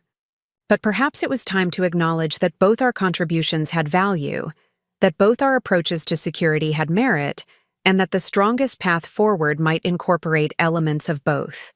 The quantum future I was building at Quantum Edge would be stronger for including the architectural history my father had created, just as I, despite everything, was partly shaped by the lessons he had taught me, both through his successes and his failures. That realization didn't erase the past, but it did illuminate a different possible future. one where professional respect might eventually rebuild what personal disappointment had broken. The discovery of Westlake's attempted intrusion into the Pentagon systems elevated our concerns to a new level. What had begun as a corporate acquisition battle now carried national security implications. General Rivera arrived at Quantum Edge the following morning with a team of cybersecurity specialists from military intelligence. The atmosphere in our conference room was tense as I walked them through the hidden authentication protocol and the evidence of attempted breaches. 3 separate intrusion attempts, all originating from Westlake's network infrastructure, I explained, displaying the logs on the main screen. Each targeting different components of the classified communications protocol. And this secondary authentication system was your creation? General Rivera asked, examining the code architecture with a practiced eye. Yes, I implemented it 4 years ago at Meridian, after identifying vulnerabilities in the standard authentication approach. Without formal authorization, my father added from his seat at the far end of the table, which was both against company protocol and exactly the right decision, given what we know now. The general's eyebrows rose slightly at this unexpected support. And Westlake had no way of knowing about this failsafe? It wasn't documented in any official specifications, I confirmed. The code was embedded within the system architecture, in a way that made it virtually invisible unless you knew exactly where to look. Essentially, they thought they were accessing an unlock mechanism, but were actually triggering a silent alarm, Elena elaborated. Each attempt logged detailed information about the incursion pathway while appearing to process normally. One of the military intelligence specialists leaned forward. This goes beyond corporate espionage. Attempting to access classified defense systems carries serious federal implications, particularly given Westlake's known connections to certain international investment groups, General Rivera noted. This will require a full investigation at the highest levels. As the meeting concluded, the general pulled me aside. You may have prevented a significant breach, Mr. Chen. The DoD owes you a debt of gratitude. I was just doing my job, I responded automatically. No, he countered, his expression serious. You were exceeding your job description in exactly the way security demands. That's unfortunately rare. After the military team departed with copies of our evidence, I found myself alone in the conference room with my father. The silence between us felt different than it had in recent months, less charged with resentment, more weighted with mutual recognition. The secondary authentication system, he said finally. That was during the period when I rejected your proposal for comprehensive protocol redesign. I nodded, remembering the frustration of that time. You said it was unnecessarily paranoid, that existing authentication methods were sufficient.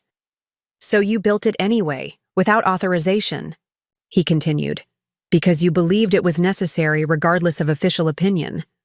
The vulnerabilities were real, I replied simply, whether acknowledged or not.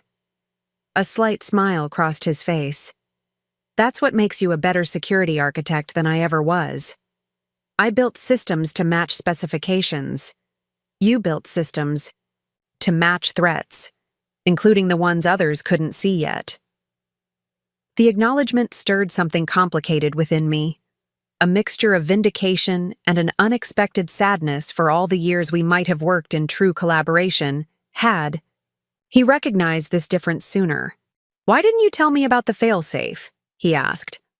I considered the question seriously. Partly because you had explicitly rejected the concept, partly because security through obscurity works best when truly obscure. I paused. And partly because I was tired of fighting for recognition of threats you dismissed as theoretical. He nodded slowly, accepting this assessment without defensiveness. Fair on all counts.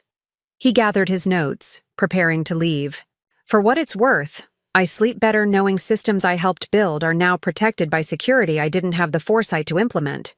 There's a certain poetic justice in that. As he reached the door, he turned back. The project you authorized, the architectural history of Meridian systems.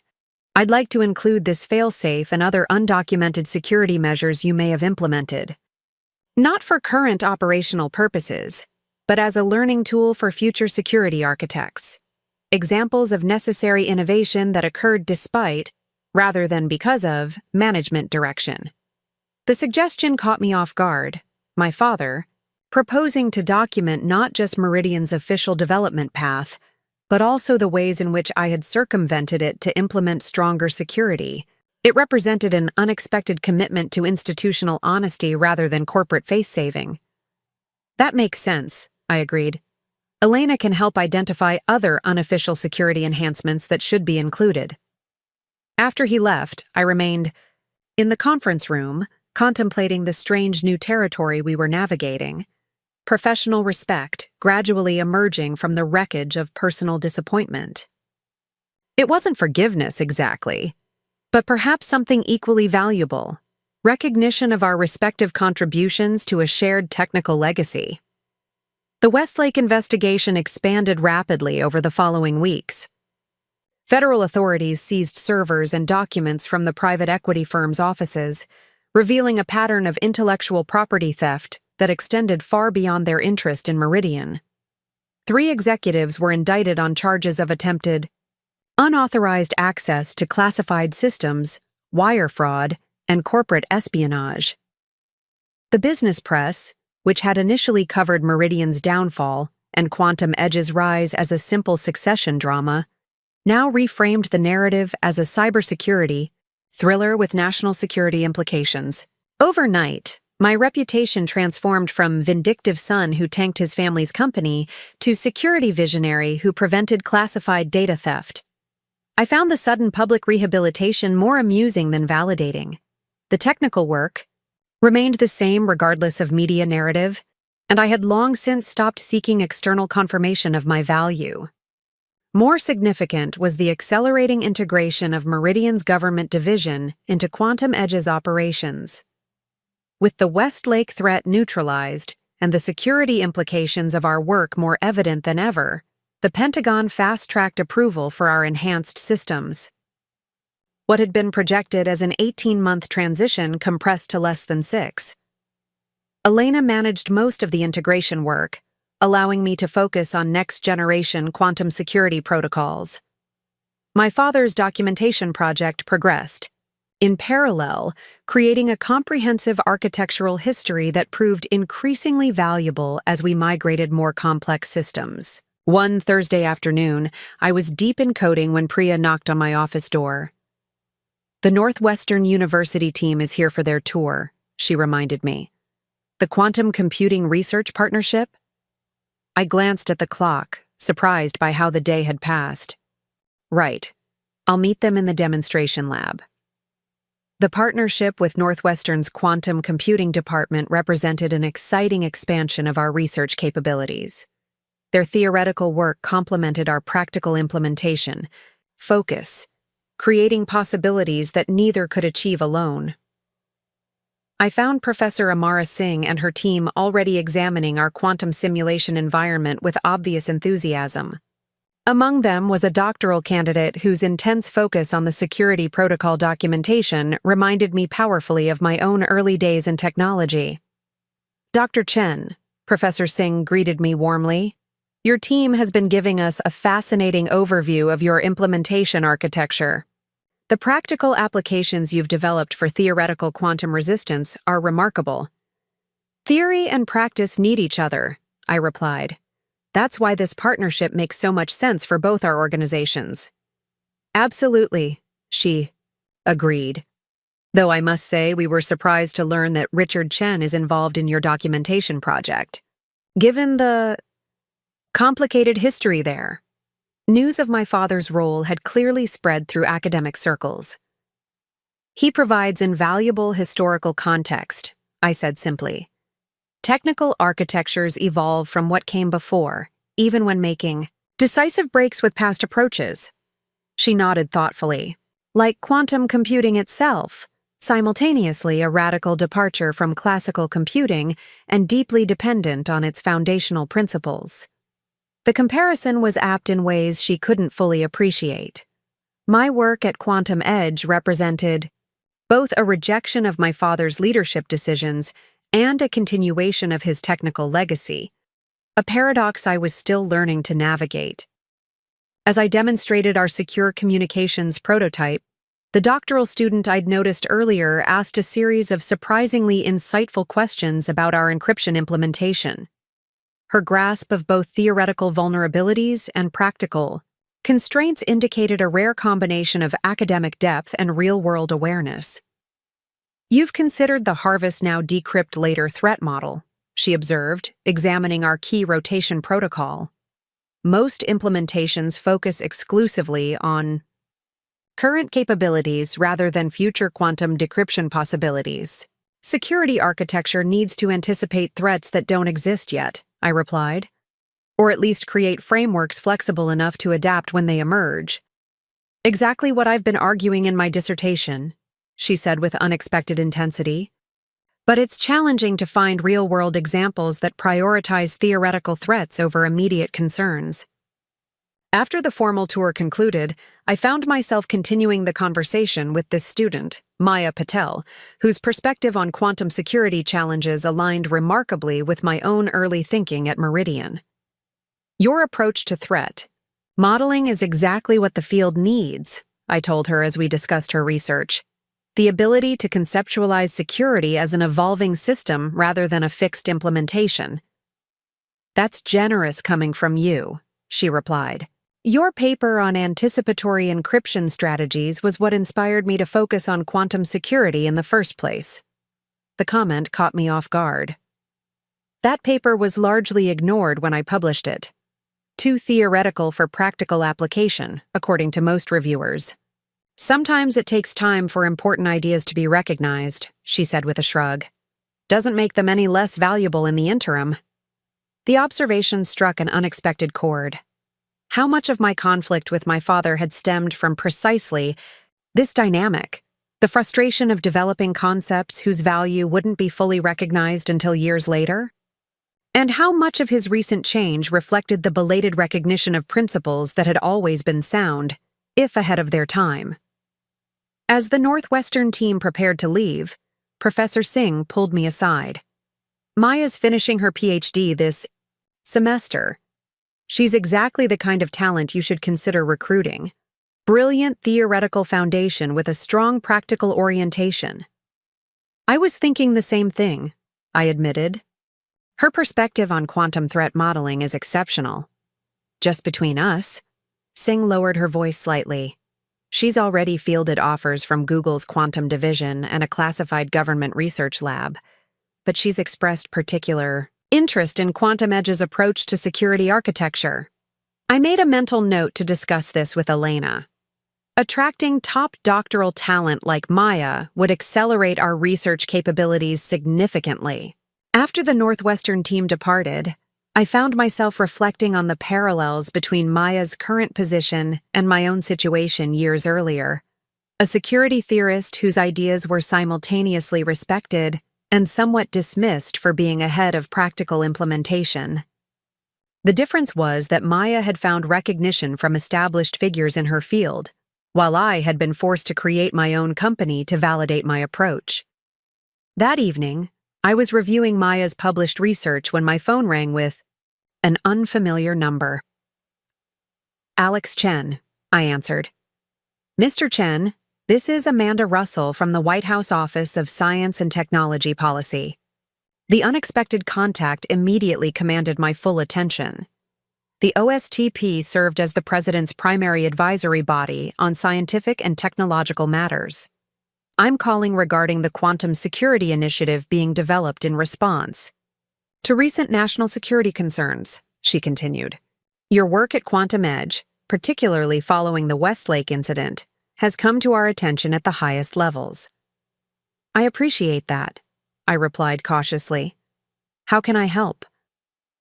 "We're assembling a small working group of industry leaders and security experts to develop national standards for quantum-resistant encryption implementation.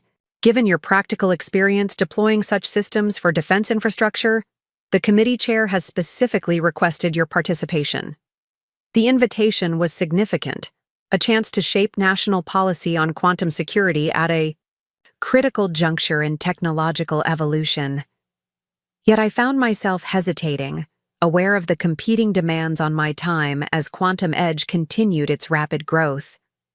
The initial meeting is scheduled for next month in Washington, Russell continued. It would involve a 2-year commitment with quarterly in-person sessions and monthly virtual meetings. That's a substantial time investment, I noted. I'd need to consider how to balance it with my operational responsibilities at Quantum Edge. Of course, though I should mention that Richard Chen has also been invited to provide historical context on enterprise security evolution. She paused. We understand there's some complexity there, but the committee chair believes both perspectives would be valuable. My father on the same advisory committee, working together at the national policy level after everything that had happened between us. The prospect would have been unthinkable just months ago. Can I get back to you tomorrow? I asked. I need to discuss this with my executive team. Certainly. Just to be clear, this is a significant opportunity to influence the national approach to quantum security standards. Your expertise would be invaluable to the process. After hanging up, I sat staring at my computer screen without really seeing it. The invitation represented exactly the kind of recognition I had once craved. Acknowledgement at the highest levels that my approach to quantum security was not merely theoretically sound, but practically essential. Yet my initial reaction wasn't the vindication I might have expected. Instead, I found myself considering the practical logistics of participating alongside my father in a multi-year policy development process. Could we set aside our personal history enough to contribute effectively to national security standards? And more importantly, should we even try? I called Elena, knowing her perspective would be both honest and insightful. The White House Quantum Security Committee? She repeated after I explained the situation. That's a significant opportunity, Alex. Quantum Edge would be helping shape the standards our entire industry will follow. Along with my father, I reminded her, for 2 years of regular collaboration. She was quiet for a moment. 6 months ago, that would have been impossible. But now? You've been working effectively on the Pentagon transition. The documentation project is going well. Maybe this is the next logical step in whatever new professional relationship you're building. It's not just about us getting along, I pointed out. It's about whether we can actually contribute effectively to national policy together. Our approaches to security have fundamental differences. Do they, though? She challenged. Or do you have more similar security philosophies than either of you recognized until recently? You both prioritize system integrity above all else. You both approach security as an evolving challenge rather than a fixed solution. Your differences seem more about timeline and implementation than core principles. Her assessment gave me pause. Was she right? Had our conflict always been more about recognition and control than about substantive technical disagreement? Talk to him about it, Elena suggested. See how he's thinking about the invitation before you make your decision. The next morning, I messaged my father asking if we could meet to discuss the White House committee.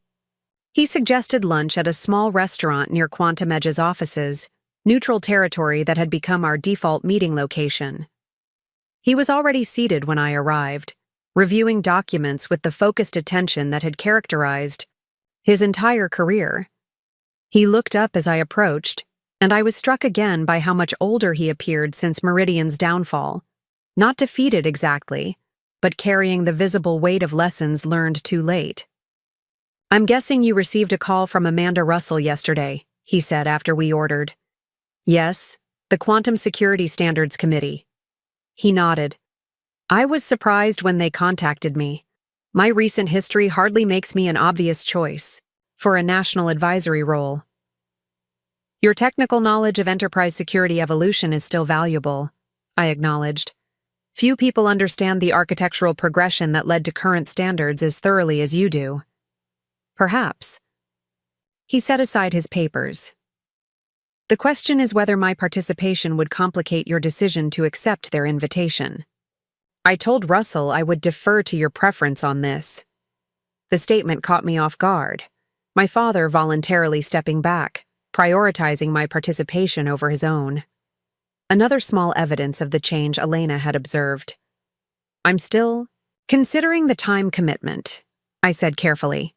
Quantum Edge is at a critical growth stage. Understandable. He took a sip of water.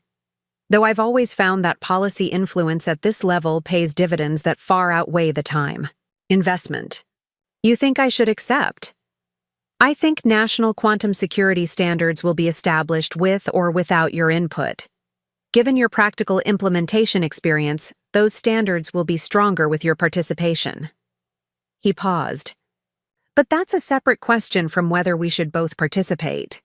I studied him across the table, trying to gauge his authentic perspective rather than what he thought I wanted to hear. And your view on that? He considered his response carefully. Professionally, I believe we could contribute effectively, together. Your forward-looking approach balanced with my historical perspective would provide valuable tension to the development process. Another pause. Personally, I would welcome the opportunity to collaborate on something meaningful after everything that's happened, but I recognize that may not be your priority. His candor deserved reciprocal honesty. I'm concerned about whether our history would distract from the committee's work, whether we could truly function as collegial experts rather than whatever. We are now. Former adversaries trying to find a new equilibrium? He suggested, with the ghost of a smile. Something like that. He leaned back slightly, his expression thoughtful. The Westlake situation demonstrated that we can work effectively together when the stakes are high enough. National quantum security standards certainly qualify. That was a brief crisis response, I pointed out. This would be 2 years of regular collaboration. True, but perhaps that extended timeline is exactly what's needed. He met my eyes directly. Not to erase what happened, but to build something new alongside it. Something defined by mutual professional respect rather than personal history. The suggestion resonated more than I had expected. The past months had demonstrated that while forgiveness might remain elusive, effective professional collaboration was entirely possible and potentially valuable to both Quantum Edge and broader security standards. I'll consider it, I said finally, and let Russell know my decision tomorrow. As we finished lunch, conversation shifted to Maya Patel, the Northwestern doctoral student whose research had impressed me. I read her dissertation on quantum-resistant authentication protocols last night, my father noted. Remarkably sophisticated, conceptual framework. I raised an eyebrow. You're following quantum authentication research now? Trying to stay current with the field, even in semi-retirement, he replied. Her approach to threat anticipation reminds me of your early work. At Meridian, the security measures that seemed unnecessarily forward-looking at the time. Like the secondary authentication system that caught Westlake's intrusion attempts, I observed. Exactly like that. He gathered his things as we prepared to leave. Talent like hers should be nurtured in an environment that values theoretical insight alongside practical implementation.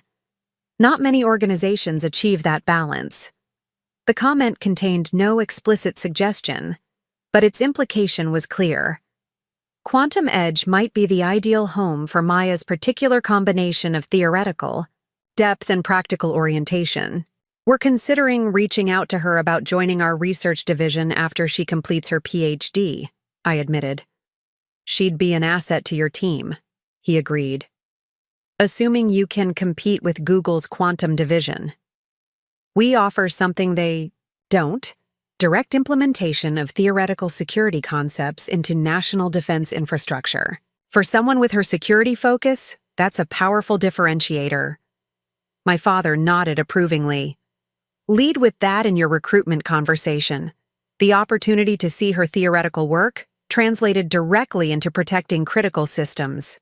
As we parted outside the restaurant, I found myself reflecting on the strangeness of receiving recruitment advice from the man who had once failed to recognize my own value to his company.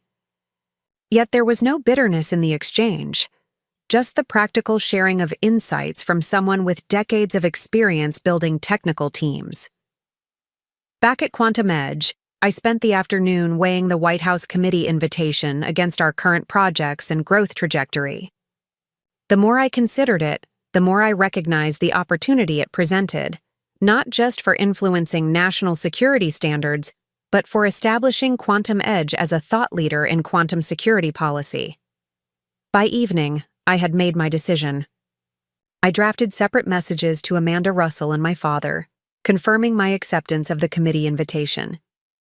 To Russell, I simply expressed appreciation for the opportunity and confirmed my willingness to work alongside all invited experts, including Richard Chen. To my father, I added an additional note. Your historical perspective will be valuable to the committee's work, as will the lessons learned from Meridian's transition challenges.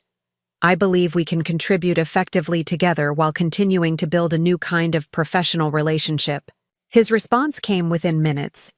I look forward to it.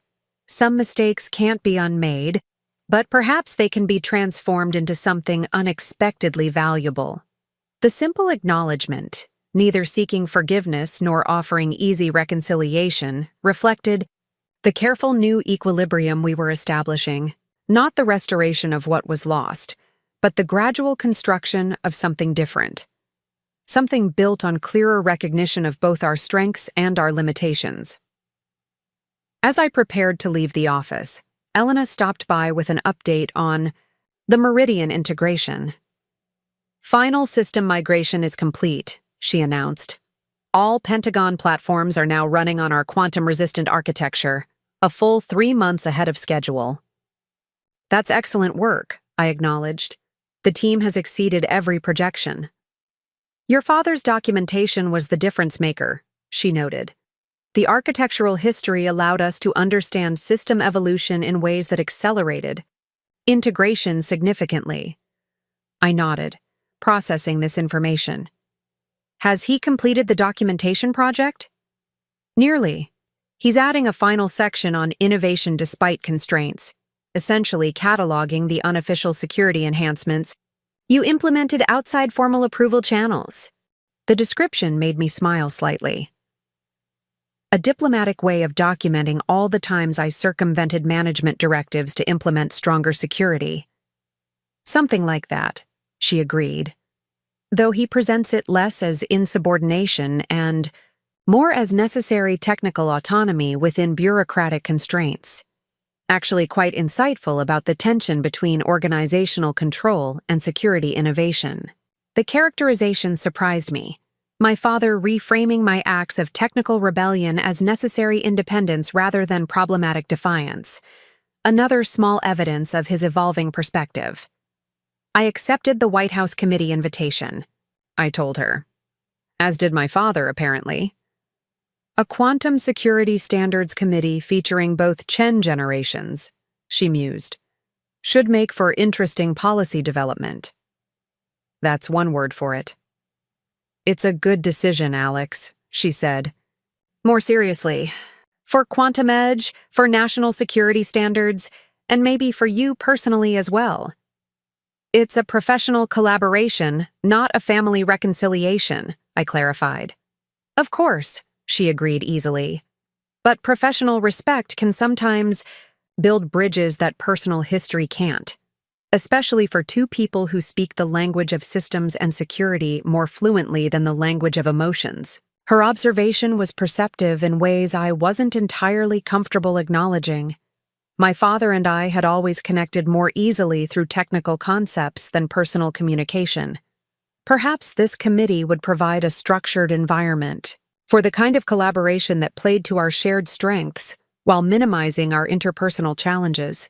That night, as I reviewed Maya Patel's research in preparation for a potential recruitment conversation, I found myself considering the parallels between her current position and my own journey.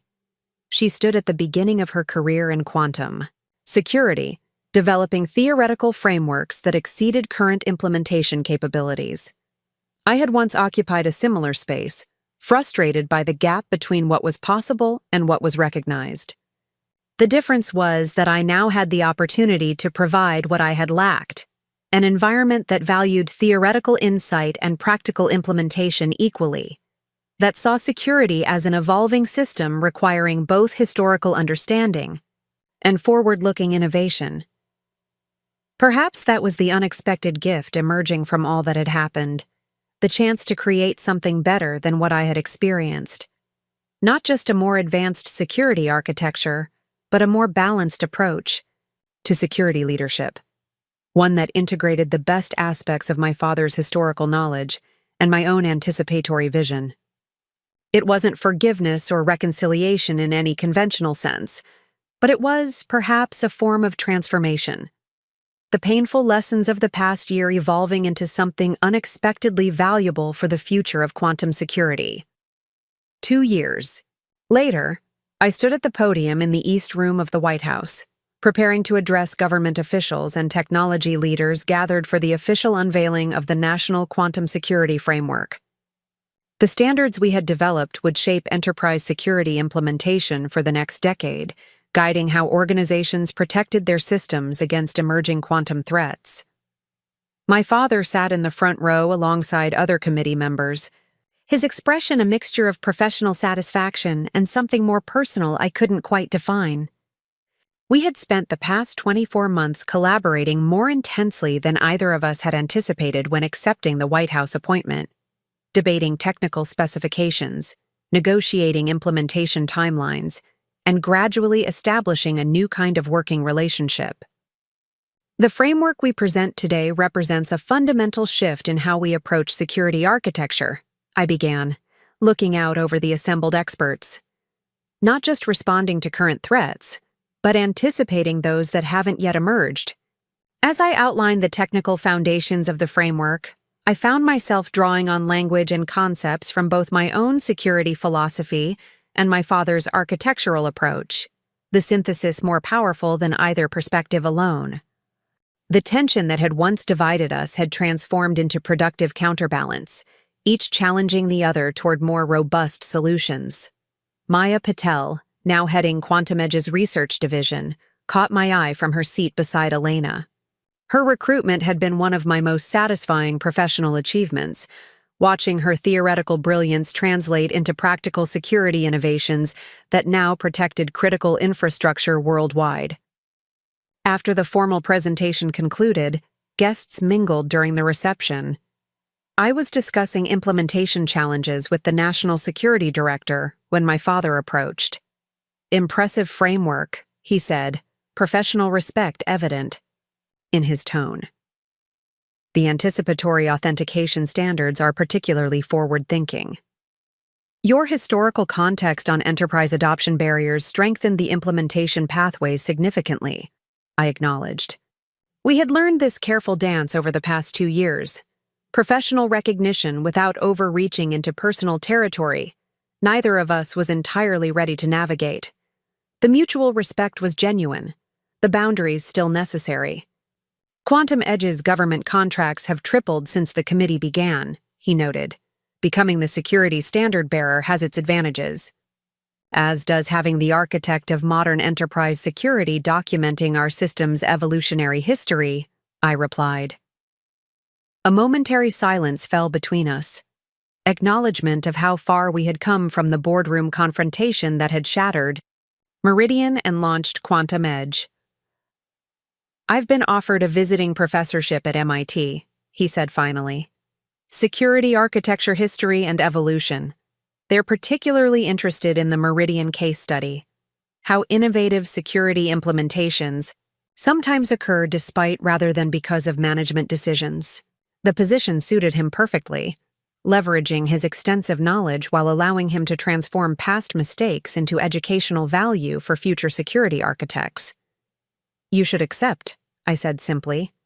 He nodded. "I already have. I start next semester."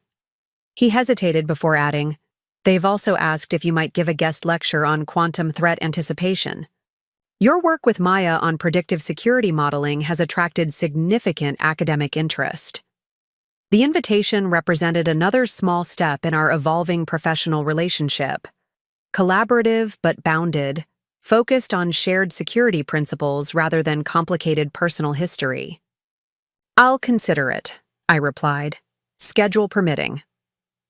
Later that evening, as the Quantum Edge team celebrated the framework's launch at a nearby restaurant, Elena raised her glass in a toast.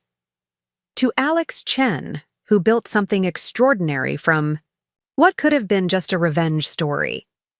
The team cheered, but I found myself shaking my head slightly. "Not me alone," I corrected. "What we've built at Quantum Edge incorporates the best of what came before, along with our new vision. The strongest security architecture always builds on foundational elements while evolving beyond their limitations." My gaze drifted to the window, where I could see my father walking toward his hotel across the plaza. His posture was different now, neither the dominant CEO stride of his Meridian days nor the defeated slump after its collapse. Just a security architect who had made significant contributions to his field, including both successes and instructive failures. Maya followed my line of sight. "Your father's historical analysis of enterprise security evolution was critical to our research breakthrough last quarter. The patterns he identified in legacy system vulnerabilities directly informed our predictive model." I nodded, acknowledging the truth of her observation. Sometimes the most valuable insights come from understanding both what worked and what failed in previous approaches. As we continued celebrating into the evening, I found myself reflecting on the unexpected path that had brought us here. What had begun as a bitter succession battle had evolved into something no one could have predicted. Not just a successful company, but a new security framework that would protect critical systems worldwide. The wound of betrayal had not disappeared entirely. Some trust, once broken, cannot be fully restored. But alongside that reality, something new had emerged. A professional relationship built on clearer recognition of our respective strengths and limitations. Not the family business I had once expected to lead, but perhaps something more valuable. Genuine respect earned rather than assumed, collaboration chosen rather than obligated. As I raised my glass to toast my team's success, I realized that sometimes the most important security upgrades aren't technical at all, but human. The evolution from vulnerability to resilience, from conflict to collaboration, from what was lost to what could still be built.